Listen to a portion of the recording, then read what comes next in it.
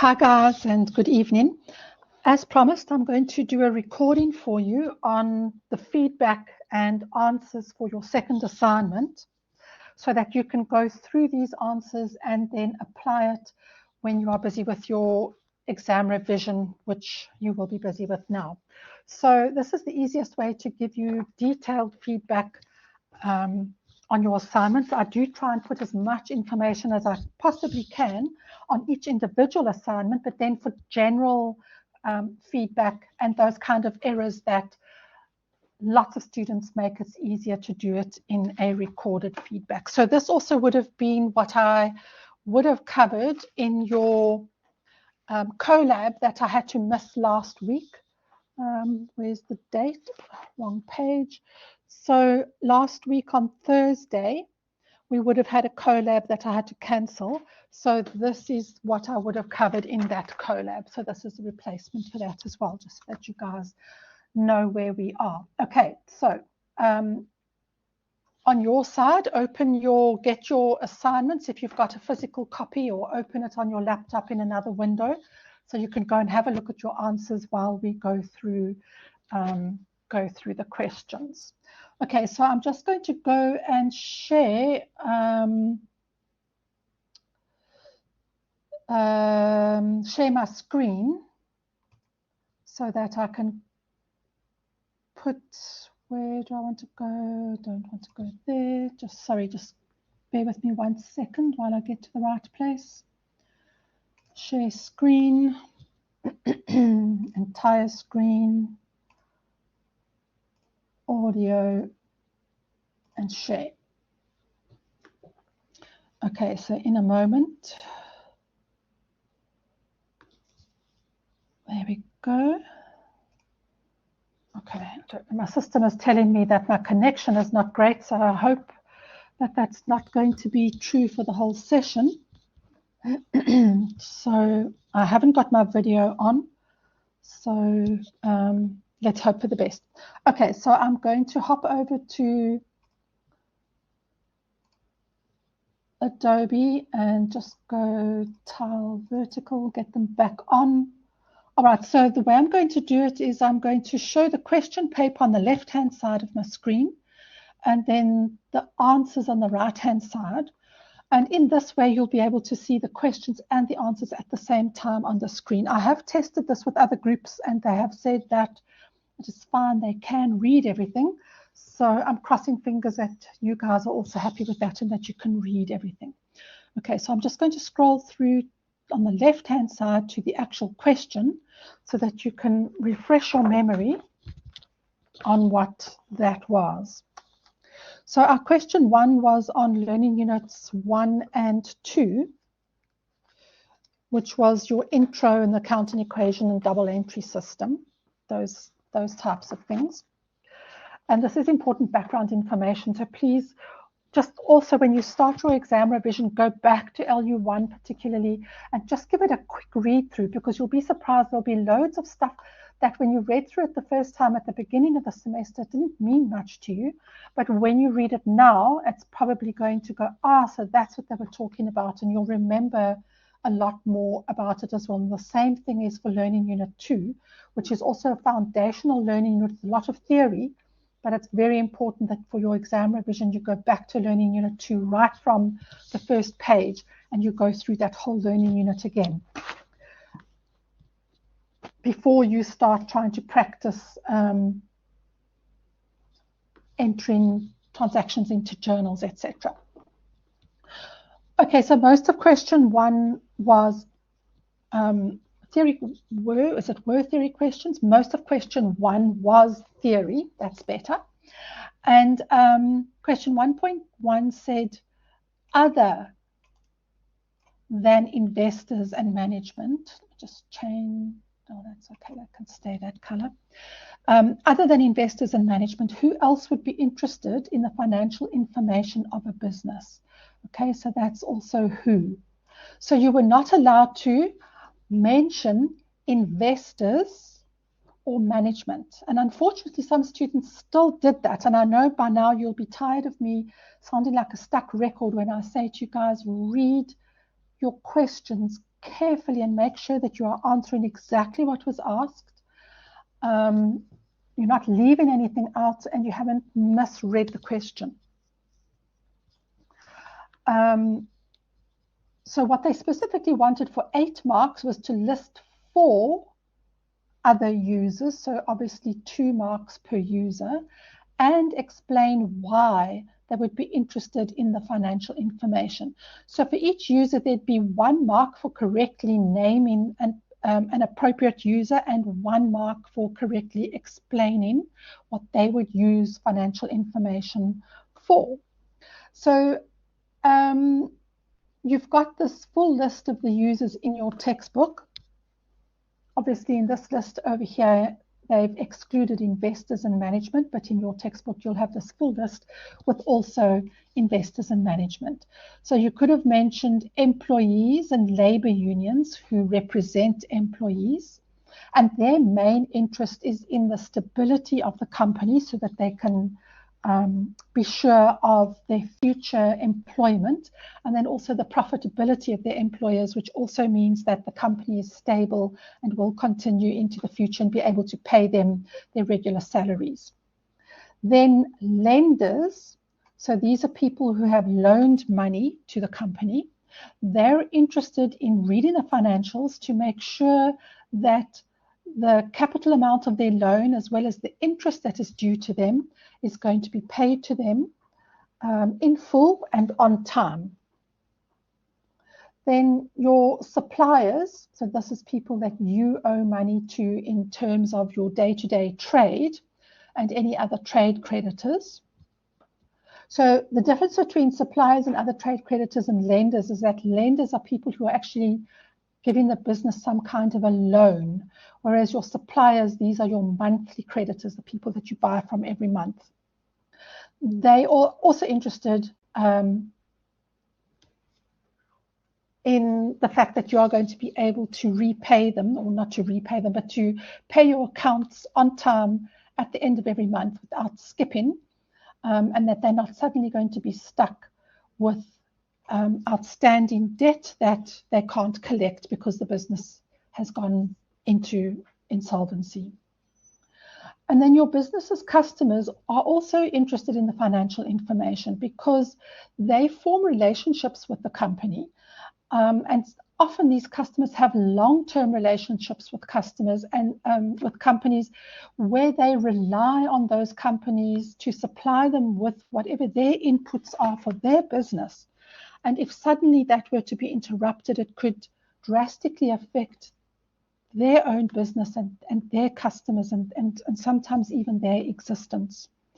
So they are also interested in the financials to make sure that this company is going to be stable and solvent and going to exist into the future. Then government and their agencies. So we all know who the government is, and government agencies are any kind of institution that is basically part of the public service, if you will. They're interested in the allocation of the resources of the business and the activities of the business, as well as information in order to regulate. So they're looking at the lawfulness of your business to regulate the activities of your enterprise, to make sure you've got the relevant permissions, licenses, permits, etc. And also to determine taxation policies and to use as a basis for national income and similar statistics. So the what do they call it? The Statistics Bureau gets all of their information from businesses. So businesses are sent returns from the Bureau of Statistics every month, and they have to fill these in and return it. And this is what the government uses to produce information about the economy. So it's not just about tax, which is what most students will talk about when they say why the government is interested in a business is just because they want to know how much tax they're going to get from you. That's not the only usefulness that they have in terms of the statistics and financial information of a business. It also helps them compile information about the GDP and the growth and the what do they call it, the PPI, the producer price index, etc., which is what they use all that information for. And then the general public, so that's consumers in terms of, no, I shouldn't say consumers because that would really be customers. The general public is just anybody else who lives or operates or works within the same general environment as that business. This financial information assists us by providing information about trends and recent developments in the prosperity of the enterprise and the range of its activities. Plus also all sorts of other things that the general public is interested in terms of environmental impacts, employment provision in your area, all sorts of other things that they would also be interested in the business. But we must also remember, and I shouldn't get sidetracked, it's the specific, the question said be interested in the financial information. So we're talking about specifically the financial statements of the company. Okay, so as always, with these types of theory questions, you'll always easily find the information in your textbooks or on the internet. But remember, it's always very important that you read and understand the information and then you write it in your assignment in your own words, in your own language as you've understood it, and that you don't just copy directly off from whatever source you've used, and that you paraphrase as well. You are not allowed to copy word for word out of textbooks or off the internet. And you must always cite your sources, which means at the end of the question, you give a proper reference according to the Harvard referencing method of where you got your information from. And that has to be valid and obviously a traceable, valid source, and one that is academically reliable.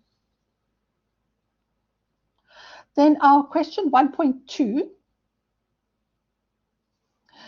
says, list any 2 questions that you think investors would be asking themselves prior to deciding whether or not to invest in a business. Let me just quickly find this in the textbook. In your textbook there,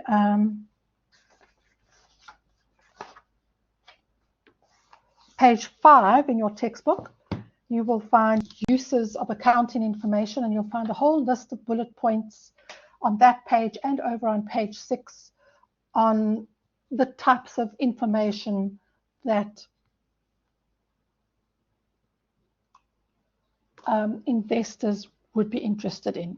So you can see over here on the right hand side in the memo, as long as your points are valid, they don't have to come out of the textbook, then I can give you that mark. So for instance, remember this is investor.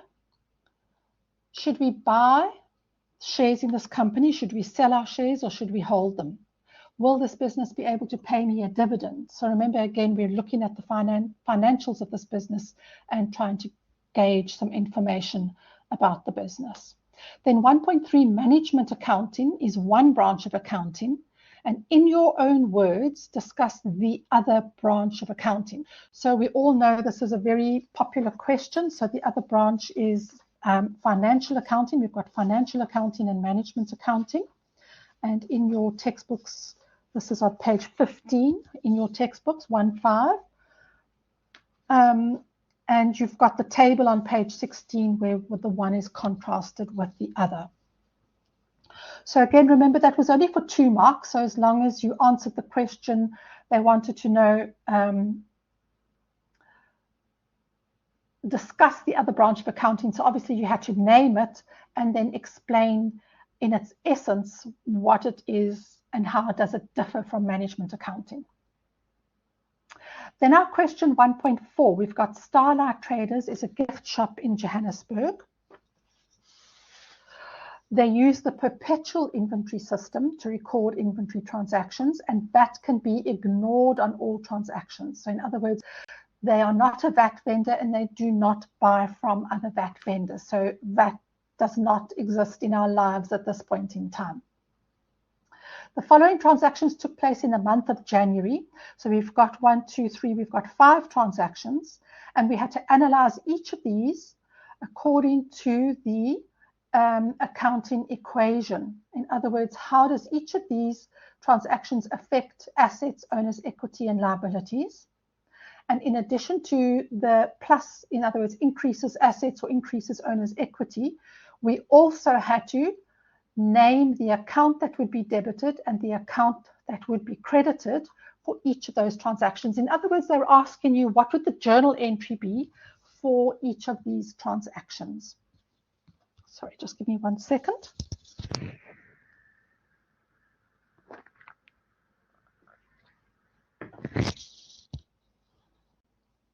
So let's have a look at this. So what's important here is that in these first 2 columns, and I wrote this on quite a few papers, the question said the name, let me just see if I can get all of this on at the same time. It said you had to give the name of the account debited and the name of the account credited. Okay. So the first one, the owner contributed cash of 200,000. So when that transaction takes place, what account would be debit and what account would be credited? So if the owner contributed cash, the business is receiving 200,000 rands worth of cash. So what happens when we receive cash? Our bank account increases. So we would debit bank. Bank is an asset account, so assets would increase by 200,000. And then what happens if we are going to debit bank? Which account is going to be credited? And you must always remember that whenever the owner is the person transacting with the business, we only ever use one of 2 accounts, and that will be the capital account or the drawings account when the owner transacts with the business. So we use the drawings account when the owner takes cash or goods away from the business, and we use the capital account when the owner contributes more or new capital to the business. So we are going to credit capital. So debit bank, credit capital. Assets are going to increase and the owner's equity, which is the capital, is going to increase. Remember always your accounting equation must balance. So remember, let me just see if I can correctly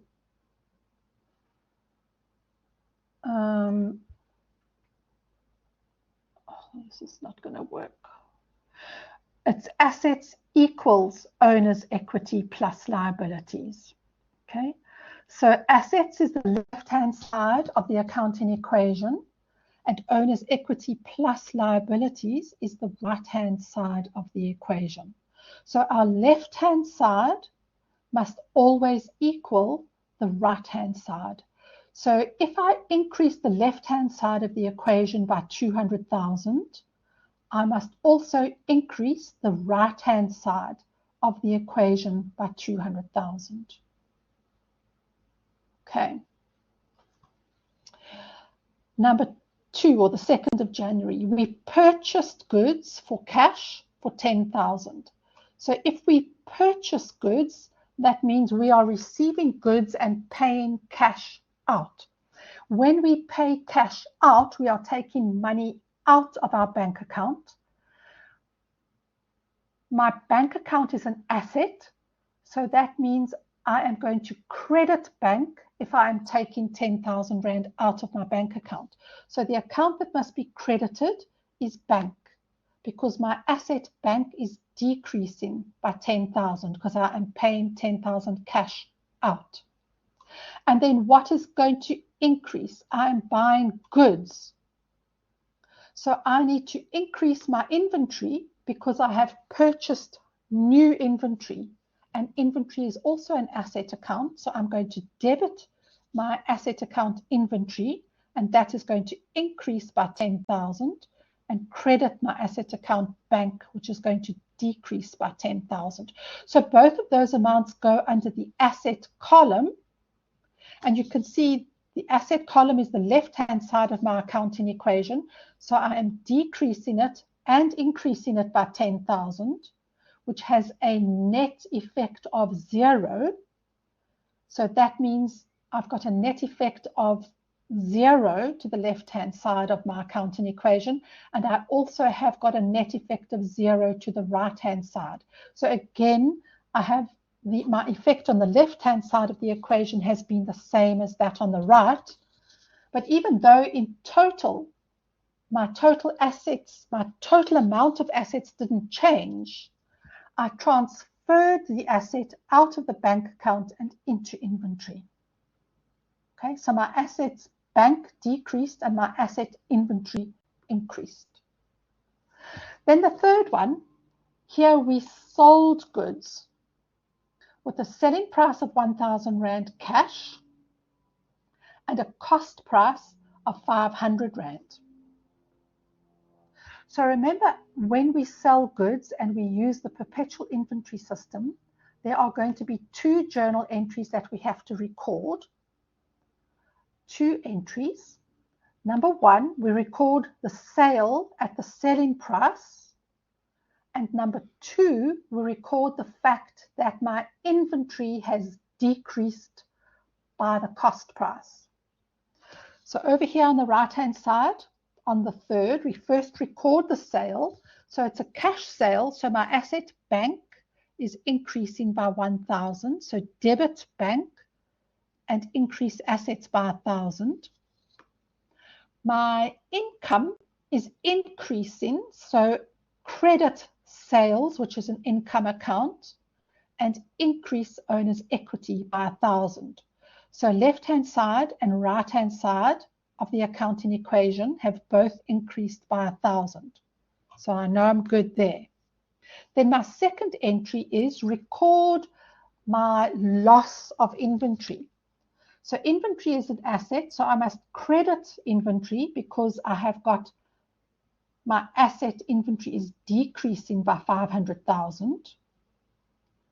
And I am going to increase the expense cost of sales. So when an expense increases, I debit it. So debit cost of sales, which is an expense account, and credit inventory, which is my asset account.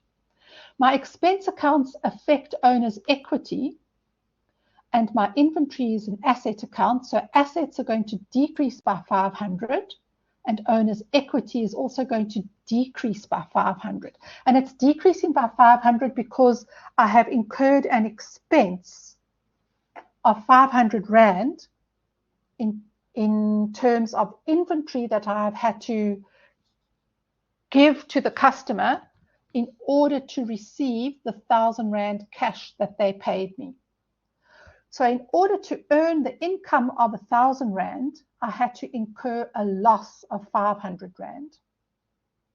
Loss as in an expense, which means the difference between those two is then your profit. My income of 1,000, my cost of sales of 500, means the difference of 500 Rand is then my profit, which, as we can see here, is the amount by which my owner's equity has increased as a result of us undertaking that transaction. Okay, so always remember, sales in the perpetual inventory system, 2 journal entries, record the sale at the selling price, and record the cost of sales, i.e. the decrease in inventory at the cost price. Then number 4, we paid, so that means cash out of my bank account, 300 Rand for an advert in the local newspaper. So if I advertise, that is an expense to my business. So I'm incurring an expense and I am paying 300 Rand cash out of my bank account. So if we have a look at number 4, my expense called advertising is increasing. So expenses, we debit them when they increase, and my asset bank is decreasing by 300. My asset is decreasing by 300, and my expense, which affects owner's equity, is the expense is increasing. So advertising is an expense, and when I incur an expense, it decreases owner's equity. So once again, I've decreased the left-hand side of the accounting equation by 300, and I've decreased the right-hand side of the accounting equation by 300 Rand. Okay, and then number 5, again, the owner is transacting with the business. So the moment you see the owner, you know, aha, that's got to be capital or drawings. And in this case, he took goods, so immediately then you know that's drawings. We're going to debit drawings because the owner took goods for his personal use. The selling price of the goods is 500 Rand, and that is after marking up the goods by 100%. So when the owner takes goods, we charge him at the cost price of the goods, not the selling price. So you have to work out what the cost price was here. So if 500 Rand is the selling price, and that is after cost being marked up by 100%, that means that that 500 Rand must represent cost 100 plus another 100% markup. That is 200%. Cost of 100 plus 100 markup.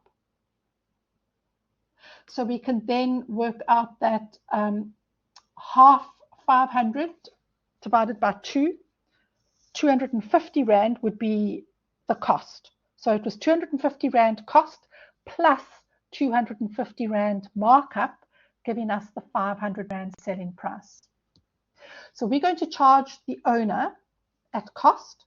So account debited will be drawings. Drawings behaves like an expense account. It increases on the debit side.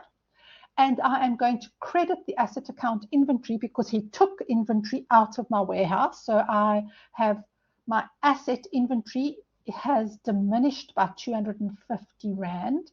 And the owner's equity has also diminished by 250 Rand because he took some of his own inventory, which means that he's got less inventory in the warehouse to sell in future. So the owner takes that expense in his owner's equity account himself. Okay, so hopefully that has helped you. And also take a look, those of you who didn't get the format correct as to what you put under each of these columns. Only the name of the general ledger account that's going to be debited, not a description or who you paid or anything else. This is the name of the account debited and the name of the account credited. And you must put a plus or a minus in front of these amounts, indicating that you know whether the element asset, owner's equity or liabilities increased or decreased. If you don't put the plus or minus, each of those was only a half a mark, then you lost that half a mark altogether. They gave you an example right here. So always follow the example that they give you in the exams. They'll give you examples as well. Carefully look at the example and copy the examples, the method that the example used exactly. Don't come up with your own, don't decide to write your own method of answering a question. Okay. All right. So let's go on to question 2. Okay, just give me 1 second. I just want to check that everything is still fine on the screen here, that the recording is still working properly. Okay.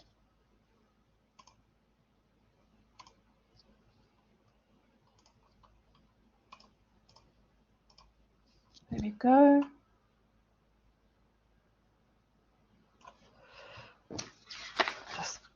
find my proper copy.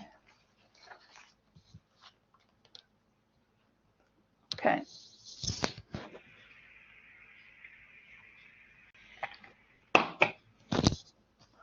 So in question 2.1, they gave us a list of balances or totals and their element identification. When we talk about an element in accounting, we are talking about an asset, a liability, an income, an expense. And when they talk about a proprietary account, that means either capital or the drawings account. Remember, with assets, we divide that between a current asset and a non-current asset, and our liabilities are also divided between current liabilities and non-current liabilities. And in your first learning unit, you'll find the definition, how to tell the difference between whether it is current or non-current. So I don't know why they call this a balance or a total, because it's basically an account, a name of a general ledger account that they've given us. And they've given us a general ledger account, and you had to correctly identify the element that that account belongs to. And if the element that they mentioned in this column was incorrect, you had to then also give the name of the correct element.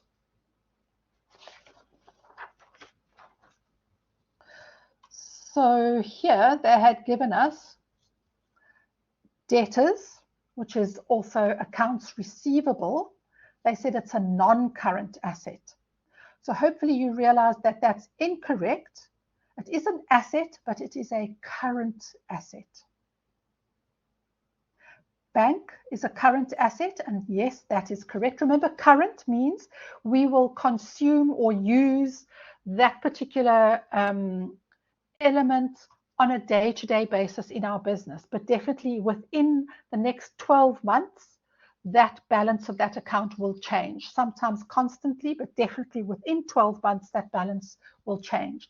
So accounts receivable, we receive money every month from our debtors. So that's definitely a current asset. Our bank balance changes on a daily basis. That's a current asset. Then drawings is a proprietary account. That's correct. Remember, only capital and drawings are proprietary accounts. Nothing else. Sales, they've got here, is an expense. We know that to be not correct. Sales is an income account, and they've got cost of sales as an income or revenue account. We also know that that is incorrect because cost of sales is an expense. So sales is an income account and cost of sales is an expense account.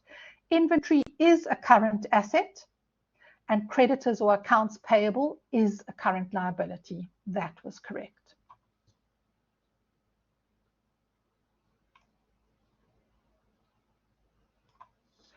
Then we go to 2.2.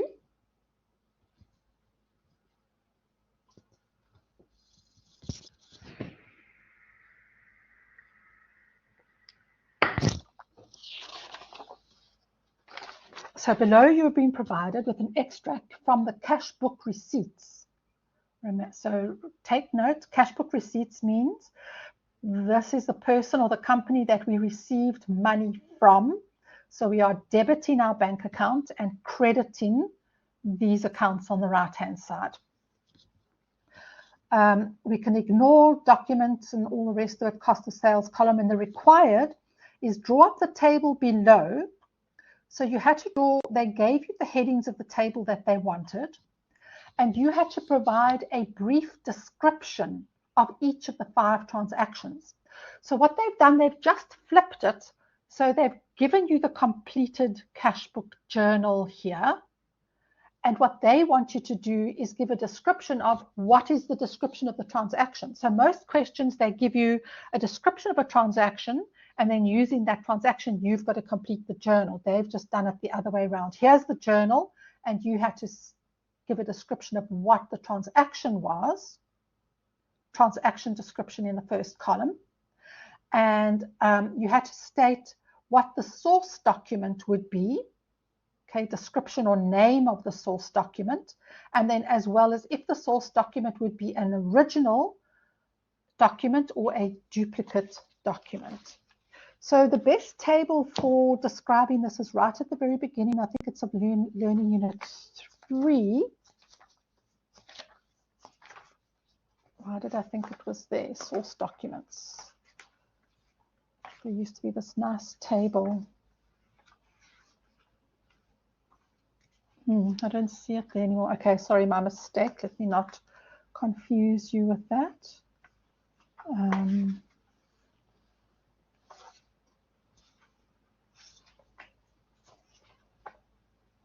Sorry, guys, I'm just quickly looking in the textbook here for something. That is not where I thought it was. So your whole description in your textbook on source documents starts on page 85.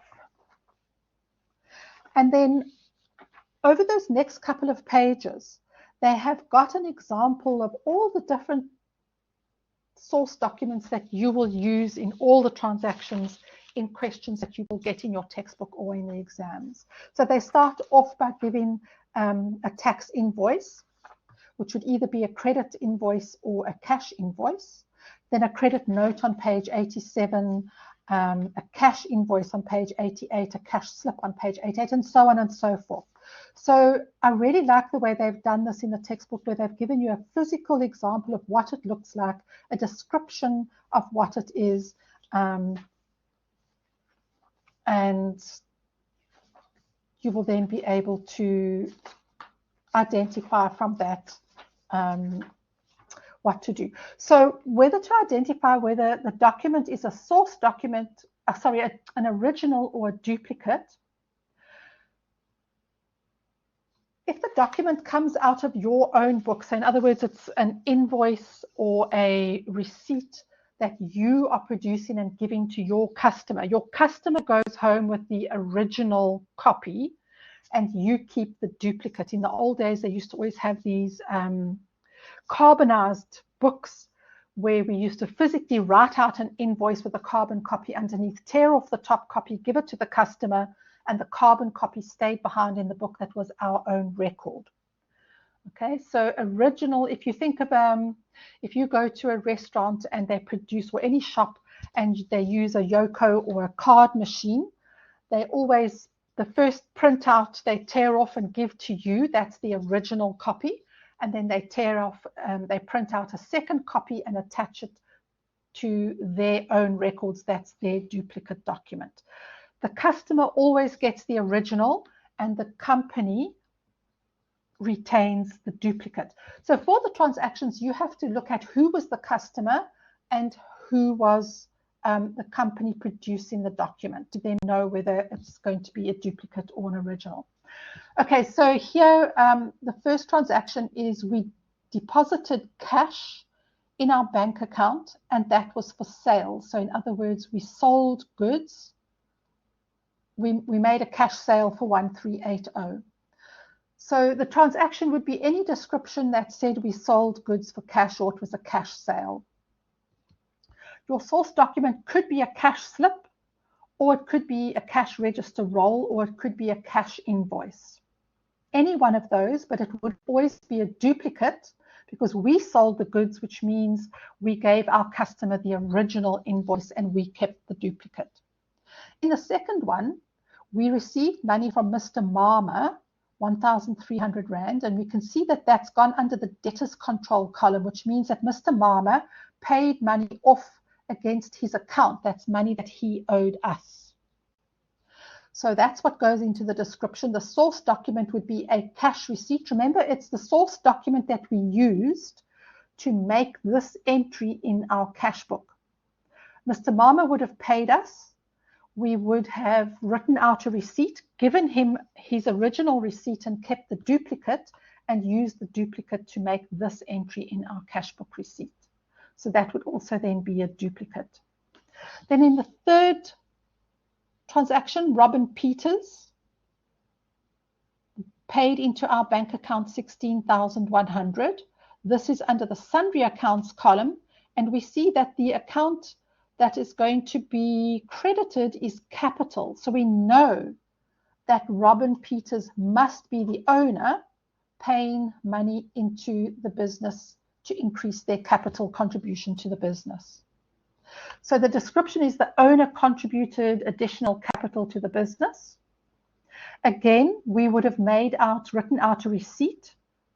So your source document could have been a receipt. You could also have called it a deposit slip. In other words, we wrote out a deposit slip to deposit the 16,000 into the bank. Or if Robin Peters had have EFT'd the money directly into our bank account, we would have used our bank statement as the source document for that. So any one of those three would have been correct. If it was the deposit slip or the receipt, that would be a duplicate. But if you had have said bank statement, that would be an original. They also say here original if the student had, if you had have said that they EFT'd it, because again, you would have EFT'd that, you would have picked that up on the bank statement.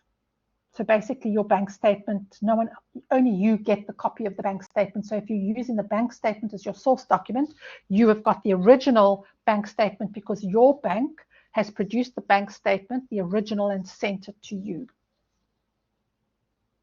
Then the next transaction is Premier Bank paid 805 Rand into our bank account, and that 805 Rand was credited to interest on fixed deposit.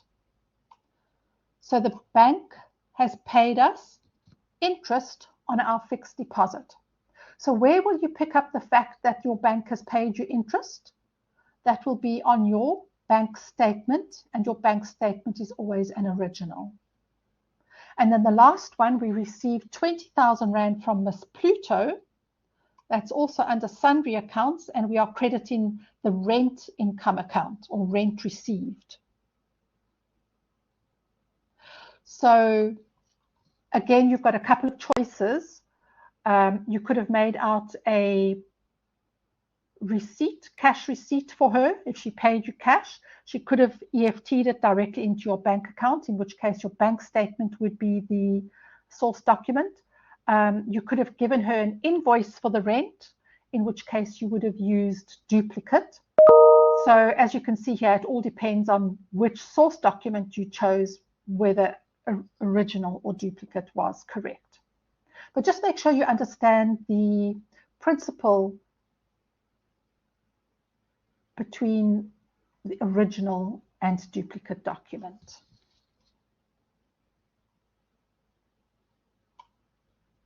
Okay, so that was the last one for question 2. And then we can go on to question 3. Again, I'm just going to check back here that everything is working correctly.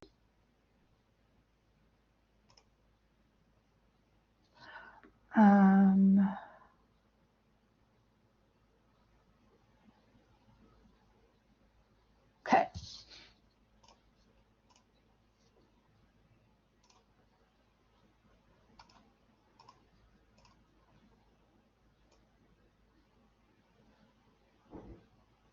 So question 3 was also for 25 marks.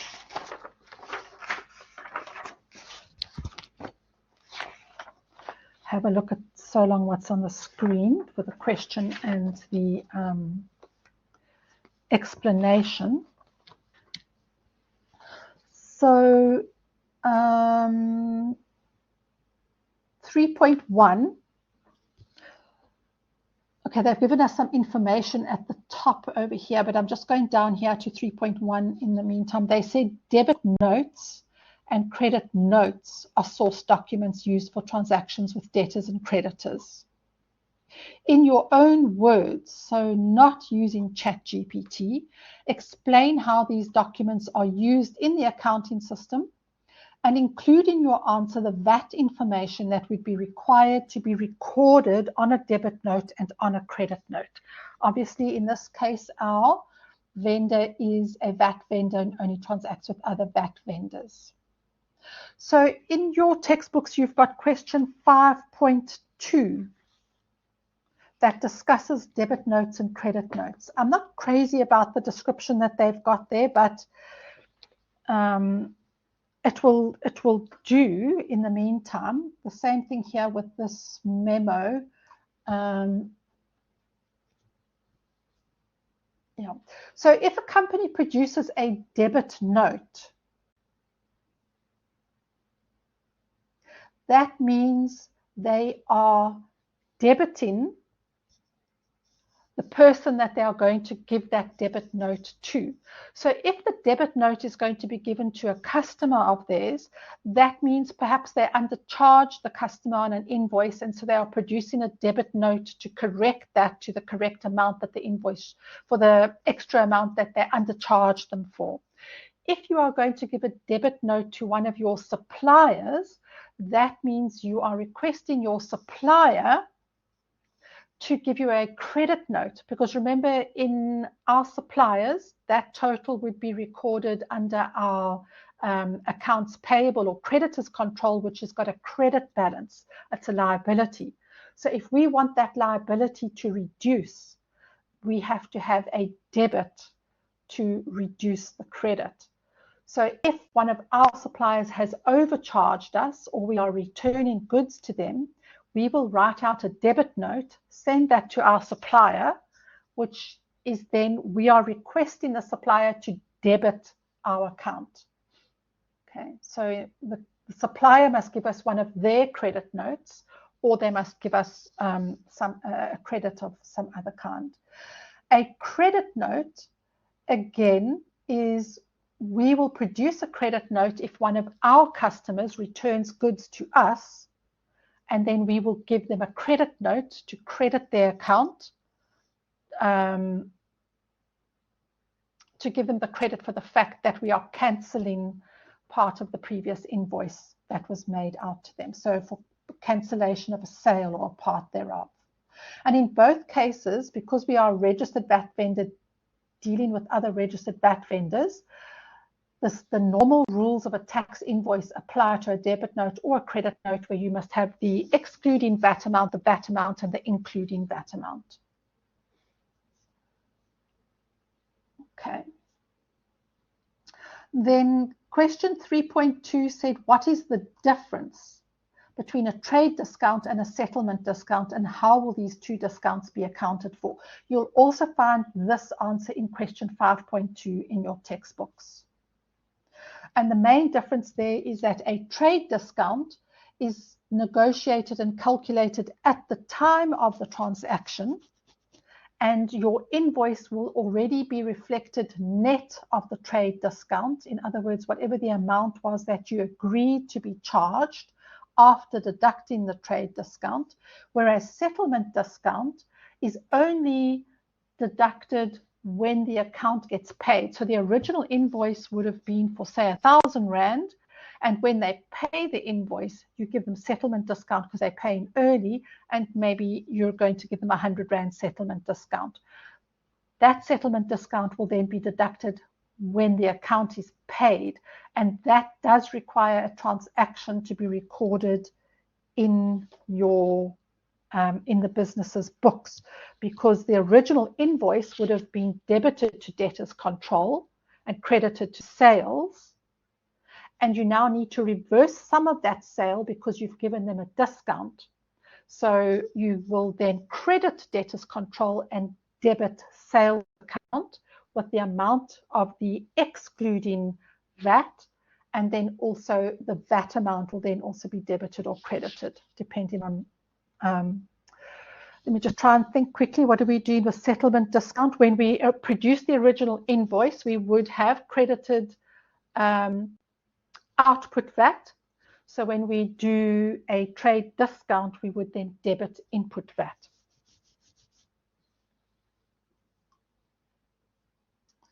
Question 3.3, use the relevant transactions to complete the creditor's journal and the creditor's allowances journal.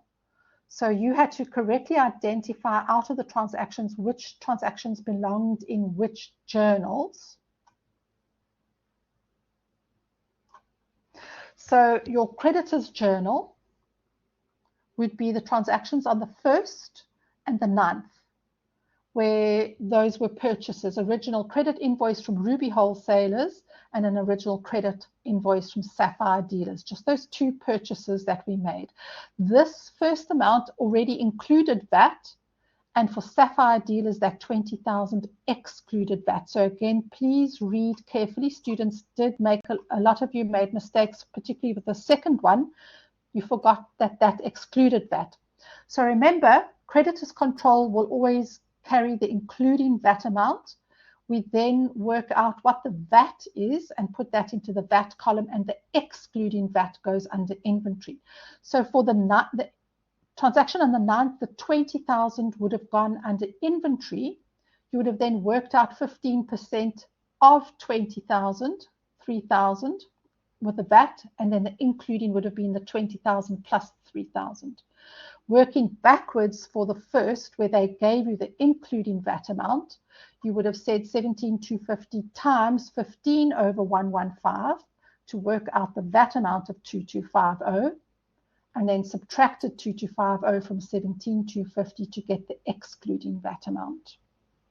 You did have to total your journal. Remember, journals always get totaled because these totals are what we then post to the general ledger at the end of the month. So unless the question says you don't have to total the journals, always produce totals for the journals. And then the other one that they wanted was the creditors allowances journal. And on, that's not the first, let me just have a look here. Correct these. This date is the 3rd, not the 1st. On the 3rd, we got a credit note from Ruby Wholesalers. So that's obviously goods that were returned, and that's 2,300 including VAT. So again, your creditors control column must take the including VAT amount. 23 multiplied by 15 over 115 will give you the VAT amount, and 23 minus 300 will give you the excluding amount, which is then going to be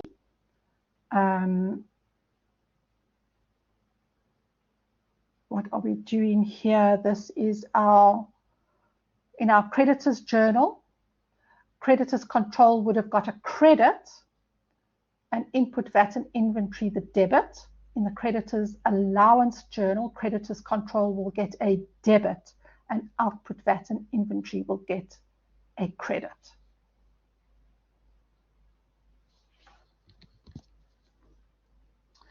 Okay, so that was 3.2, 3.3, and then 3.4, in which journal will the transaction of the 20th of May be recorded? So the 20th is EFT confirmation to Ruby Wholesalers in full settlement of the account. So Ruby, we are Topaz traders. Ruby Wholesalers is who we are buying goods from. So when we send Ruby Wholesalers an EFT confirmation, that is telling them that we have paid our account in full. So when we pay an account, that goes into the cash books payment.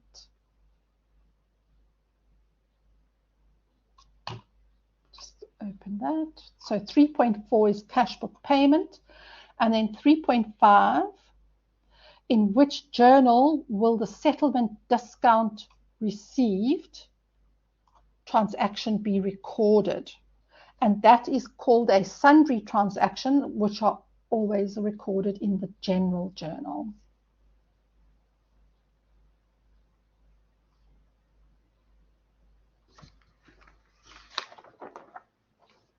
Then our question 4, which is our last question. Just give me 1 second.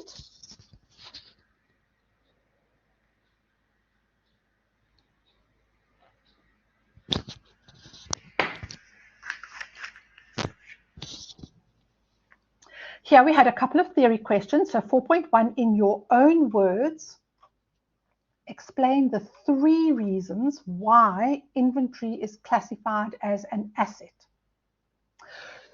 So remember, in your textbooks, they have given us definitions of assets, liabilities, income, and expenses. we must always use those definitions to test an element or an item or a transaction to see which of those elements or which of those definitions it matches with. So we only classify inventory as an asset because it meets the definition of an asset. And the definition of an asset states that assets are resources controlled by the entity as a result of a past event and from which we expect future economic benefits to flow to the entity. And inventories do fulfill that or match that definition. So that's the reason. So the three reasons were that it is a resource controlled by the entity as the result of a past event, and that we expect future economic benefits to flow to the entity from that inventory. Okay, there weren't very many that got that one correct. 4.22 different inventory systems. All you had to do is name them. So that's perpetual inventory system and periodic inventory system. And then 4.3, we've got Argon Traders is a business. They are registered VAT vendor and only trade with other registered VAT vendors. 15% VAT. All amounts are inclusive of VAT unless that is not applicable. And they sell goods for cash and on credit. And here are our transactions. And also we must note that goods are marked up by 20% on cost.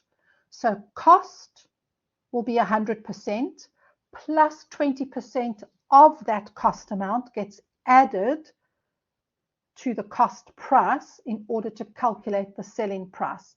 So cost of 100, we add another 20%. So 20% of the cost amount gets added to the cost. So cost plus 20 equals the selling price. So the selling price will always be 120% of whatever the cost price is, because it's made up of the cost of 100 plus another 20% for the profit, giving the 120% total selling price. So required, record transaction 1 in the applicable general ledger accounts using the perpetual inventory system. Sorry, we try and get rid of that. There we go. Okay. So the general ledger accounts are the T accounts. So they didn't say record it in a journal. They said record it in the general ledger accounts. In other words, which general ledger account would be debited and which general ledger account would be credited, or accounts, and write the T account down and show us what would go on the debit side of the T account and what would go on the credit side of the T account. So remember, your T account is your general ledger. The left-hand side will contain the date, details, folio, and amount of any amounts that are debited to the account. And the right-hand side will contain the date, details, folio, and amount of any amounts that are credited to that account. So let's have a look at what transaction on the 1st of the month was. So the transaction on the 1st is we sold goods.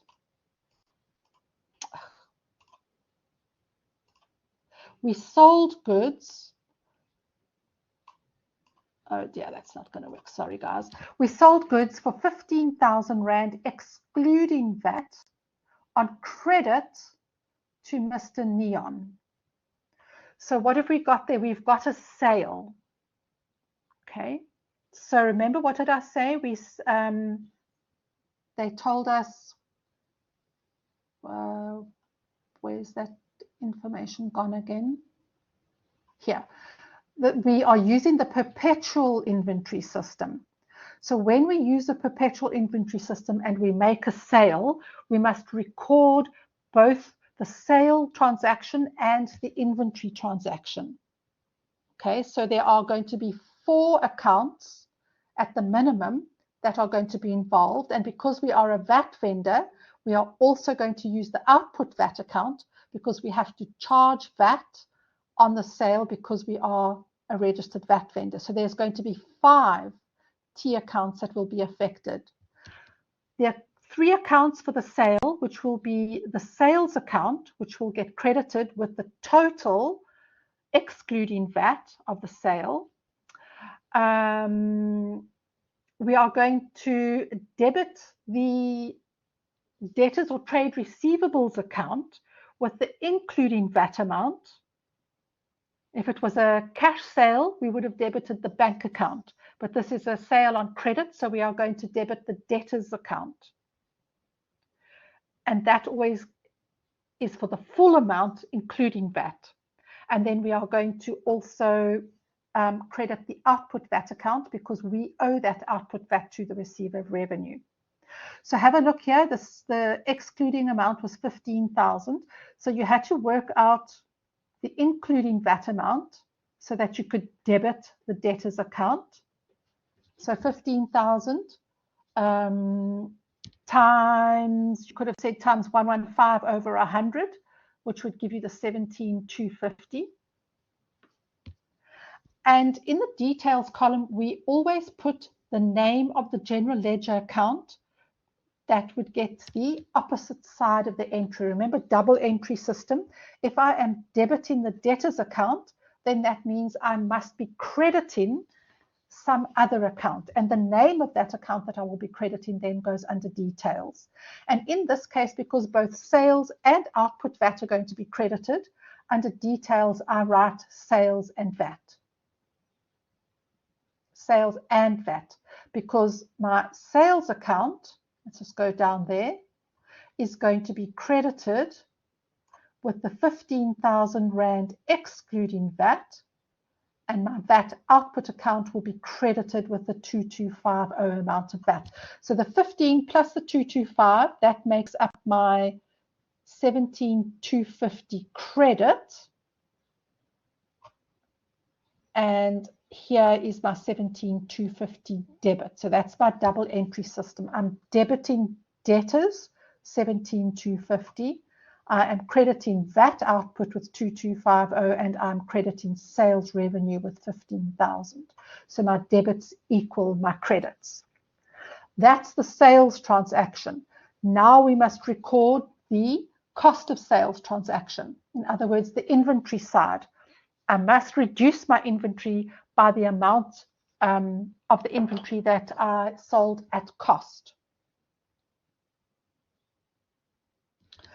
And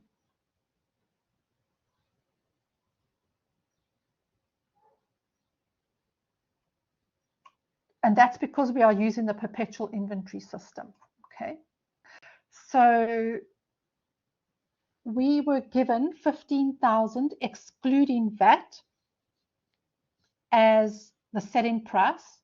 So because we said selling price is 120 and cost is going to be 20, if I take my selling price of 15,000 and I multiply that by 20 over 120, that will then give me my profit value. And if I multiply the 15,000 by 100 over 120, that will give me my cost portion of the selling price. So my cost of sales must be debited with the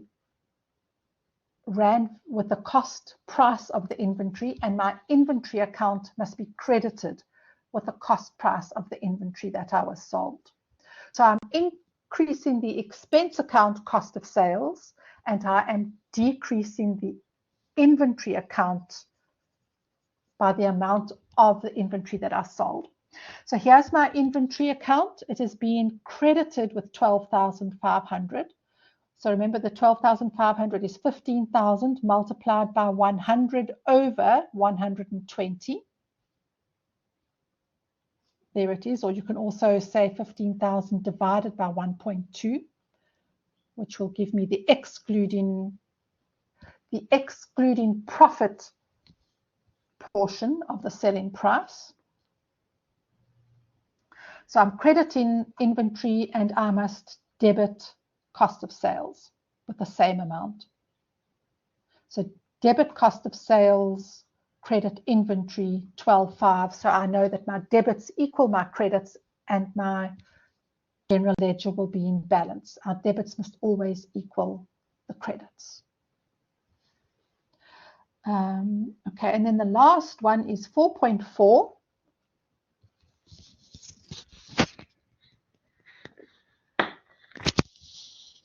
The owner, so here again we go with the owner, so we know that the moment the owner transacts with the business, we're going to be using either the drawings account or the proprietary account or the capital account. The owner took goods, so that is definitely drawings.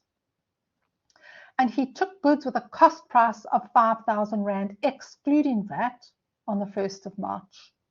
So remember I said earlier, we always charge the owner with the cost price of the goods.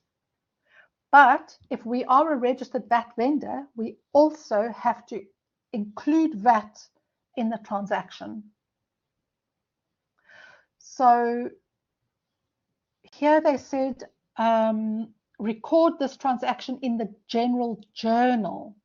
So remember, our general journal is our journal that has got the columns day, details, folio, and then a column for all the debits and a column for all the credits.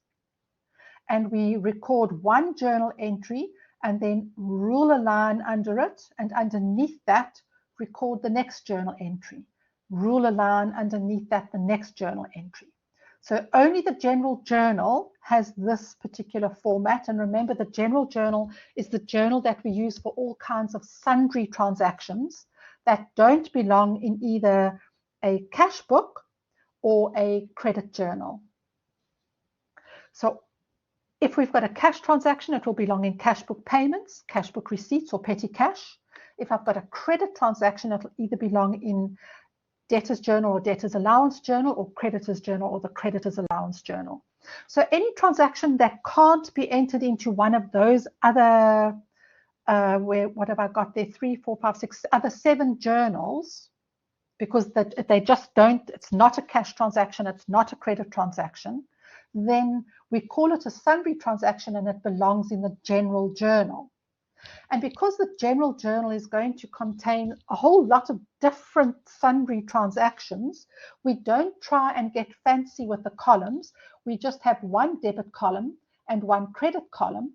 And for each journal entry in the details column, I write down the name of the account that is going to get the debit and then put the amount next to that in the debit column.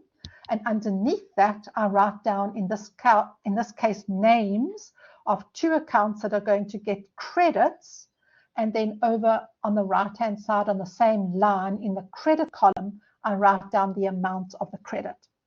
So remember, they said the owner is taking 5,000 Rands worth of goods excluding VAT.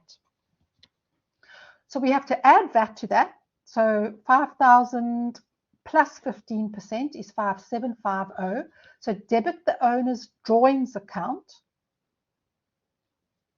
which is the proprietary account called drawings, debit 5,750. The excluding VAT amount goes to purchases for 5,000, and then the output VAT goes to 750 Rand there.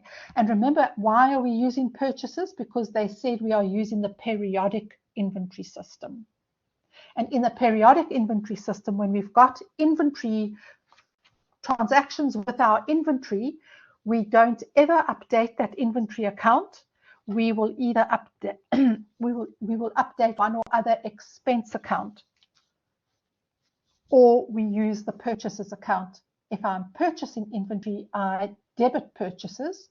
And in this case, we are going to credit the purchases account because the owner is taking inventory out of the business.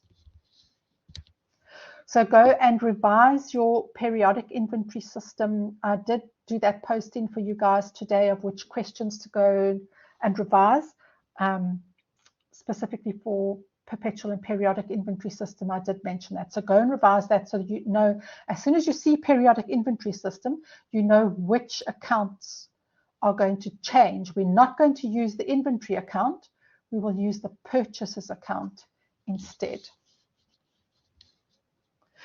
Okay, guys, so that is then all of the questions from your second assignment. And I hope that this detailed walkthrough of all of the answers has been helpful and will help you in your exam revision as well. And remember just to always give me a shout with any questions that you've got, and I will be happy to help you. Okay, guys, I'm going to end the recording now so it doesn't get too long, and I will chat to you guys again soon. Thanks, guys. Bye.